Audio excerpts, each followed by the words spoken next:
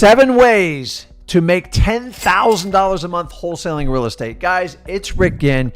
And in this video, I'm going to go through in orders of importance the 7 techniques I would use to make a minimum of 10 grand a month. And I'm going to show you step by step on how to use them. But before we get into it, do me a favor, make sure you smash that like button if you enjoy this content. And make sure you smash that subscribe button to continue to receive the best up-to-date information on wholesaling from myself and Zach. So let's talk about it. 7 ways to make 10K in wholesaling real estate. I, by far, am an expert on this and I understand it intimately. So let's start out with number 1. And the ways I'm going to give you are basically free ways to jumpstart your wholesale leads so you can actually do deals. And number 1 is going to be FSBOs, for sale by owners. Why do I like this? Number 1, they're on the internet and they're free. You don't have to skip trace them at all. And guys, that saves you a lot of time and money. And these are people that are willing and able to sell their house. Now, they're gonna have their name on there, their phone number. That part up to there gets easy. Where it gets difficult is a lot of these sellers are not super motivated. And the only way to fix yourself to take advantage of the FSBOs is quantity. You heard me. You have to make a lot of phone calls. You can't make 20 or 30 FSBO calls and expect to get any type of traction. Honestly, you have to make hundreds and if not thousands to get through it. Think about it. You have to find someone that is tired of their property and can't deal with it anymore. And a lot of FSBOs that hang on the market for 4 to 6 months is they're difficult sellers. So make sure when you call them to qualify them, don't waste a lot of time up front with them. And the ones that are somewhat motivated, make sure you work through it to make sure there's going to be motivation at the end. I love FSBOs. Now, here's the ones I really like to look for. I like to look for ones with multiple price drops and on the market 100+ days. Why? Because they got it wrong.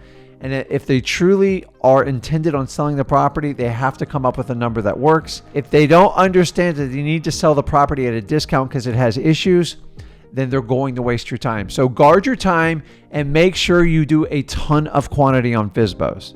My second most popular way is going to be getting the right list. So remember, your lists are going to connect you with your motivated sellers. So the best list you can get today in today's market are hands down government lists. And the really cool part is these are once again 100% free. Now, I'm going to walk you through 2 types of government lists and you need to understand the distinction. The first one are your court appointed list. So that's going to be your probates. Hands down is my favorite. It's not a huge quantity, but these are usually your most profitable and most motivated people. These are people who've passed away that need to get the house sold.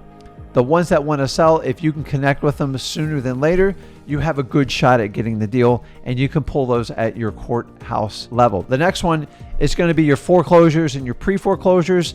This is when the bank is filing a lawsuit to get their money paid back on the loan they gave on the house.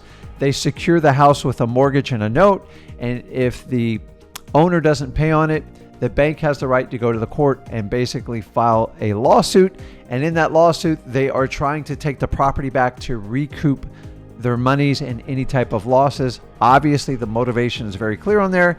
The key with these is you got to catch them early and sooner than later. If you wait till the end when it gets to an auction, it's extreme procrastination and there's not a lot you can do at the end because you're going to run out of options and the fees get so high. So catch any type of pre-foreclosure or foreclosure sooner than later and you'll have more success with them. You also have divorces, not my favorite list, but there's definitely motivation there. Understand there's 2 sides to the story. You got to make sure you hear both of them out. Don't just pick one over the other because that's going to make you the mortal enemy. Divorces work, but you got to be really patient and you have to work with both parties to create a win-win situation, which is difficult. The next court level leads that I really like are evictions. And these are basically when a landlord has a tenant that for some reason or another is not paying them anymore and they refuse to pay. And the only option the landlord has is to sit there and take no payment or file a court motion to evict the tenant. And basically between 20 and 30 days, the tenant has to respond. Most of these tenants ignore the hearings and they get a final judgment against them. And then eventually the judge enters into a motion to get them kicked out of the house. So evictions will is probably one of the best ways to find your tired landlords naturally for free through the court system. Why? Because a lot of times when these tenants move out, the house is in complete disrepair. It's trashed. The landlord's not making any money. So if they're ever going to make a decision to sell, it is going to be in this phase. The second phase of government list is going to be at your county level. So it's not at your courts, but you go to your county or your city and you're looking for these types of lists. So one of my favorite lists of all times are tax delinquencies. These are people that are behind in paying their property taxes, and they have X amount of time to get it paid, or they issue what they call a tax certificate, which basically some random person buys this. If the taxes are behind $2,000, they pay that, and then they get an interest rate until it's paid back in full. If it's not paid back in full, the tax certificate person can file for a tax deed auction sale, and that forces the taxes to be paid, and they're going to foreclose on the house when they do that. Obviously, if people don't have the ability to pay for their taxes, this is a great source of motivation. These people, the only challenge is they're hard to get a hold of. So I find like a reverse driving for a dollar technique works the best on them. I'm going to go into that right after the government list. So the next one are code violations, and these are usually going to be at your county or your city level. These are houses that are out of compliance. Either the neighbor rats them out or some sort of city official drives by and writes them a violation. If they don't comply with the violation, like say they're not mowing their grass, or maybe there's a hole in the roof or something like that, if they do not answer the violation, they get a judgment against them, and then a lawyer will find a lien against the house. And it can be as high as $100 per day with a maximum fine on it. Guys, where there's smoke, there's fires. Code violations really carried me through my initial stages of wholesaling. And to this date, like 20 years later after I started, we still use them in our business. So please make sure you get a hold of these lists. They're very important.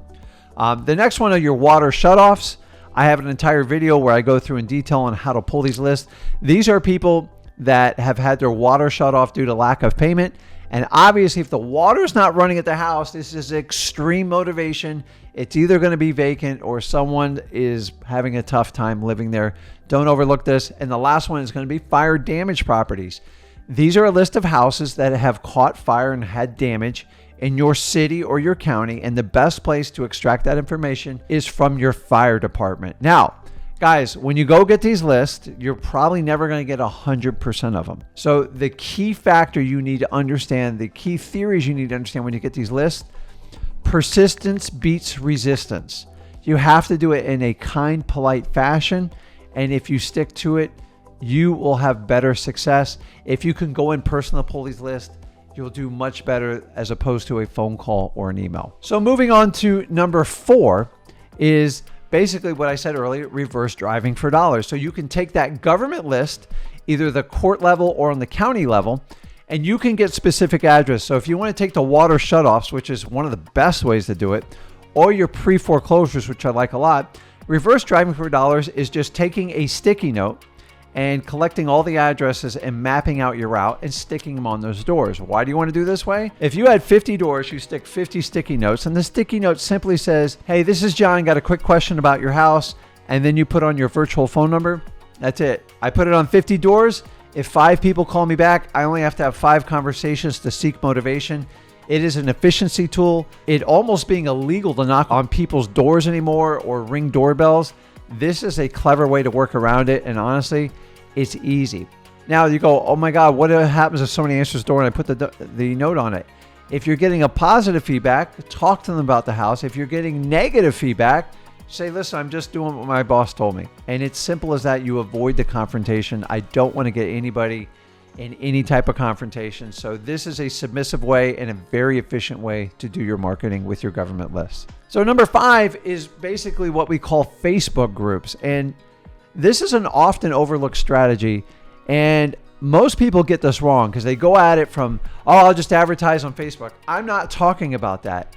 I'm talking about organically getting a list. So instead of just putting it in your feed, which is obviously just your friends and they're just going to harass you, is look at groups you're already associated with. If you enjoy like fishing and that's your passion, then go in the fishing groups.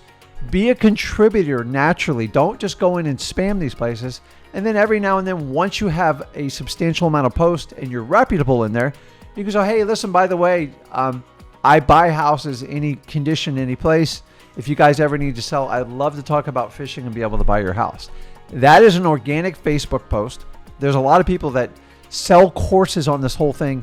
It's just common sense. Just go in there, go in it organically. If you spam, it won't work and you're going to get kicked out of the group and you're going to be in worse position than when you started out. So the Facebook marketing group technique only works if you do it organically. Please, guys, don't join a group and spam it 2 minutes later. You guys know that everybody does that to us and they immediately get banned from the group. That is not going to get you any traction. So if you have other hobbies and interests, go ahead and join the group, start becoming active, and just start working your post in there organically with your regular post. You'd be surprised with how many people connect, because people like to do business with people that have common interest and common likes. There's no reason Facebook would be the exception for this. The next one that is completely overlooked, and I love this technique because no other wholesalers ever talk about this, are estate sale companies. And these are companies that basically usually do old print advertising. I know that sounds crazy, in the back of newspapers or on the back of flyers. And basically, if you need help cleaning junk out of your house or you want to unclutter your house, give us a call. We'll help you out. They also deal with a lot of probate properties, because when people pass away, there's tons of stuff. There's furniture, the garage is full, and honestly, it is overwhelming for most people. You need to reach out to these people and form a relationship. And it takes a little bit of time, but once you do that, understanding is you are not interested in the stuff. Actually, you don't want anything to do with the contents of the house. You just want the house. So in the event that someone decides they want to sell the house too, you want to create a win-win situation so you can be brought in by the estate sale company, and then you can give them a marketing fee, or you can buy the whole house and then just give them everything in the house, and then everything they sell it for is 100% profit. It is a win-win. I get some of my greatest deals through estate sales, but you have to form a symbiotic relationship that is beneficial for both parties. If you don't help them out, they're not going to help you out, because a lot of times I buy the house and they don't even get a deal with the contents inside because maybe there wasn't much in there. And that one I'll give a marketing fee, or if there's tons of stuff and I go, listen, I'll just buy the house and you sell everything. They might sell $3,000, $5,000, $10,000 worth of stuff. I don't care, guys, because I'm gonna have to pay someone thousands of dollars to get all this crap out of there. And if they can make money and give me a distressed house, it is a huge win-win. Guys, go out, find all your estate sales companies. A lot of people that run these are young and they have like generational, like a lot of these businesses are hand down from their parents. So they have a good reputation in the business and they do very well.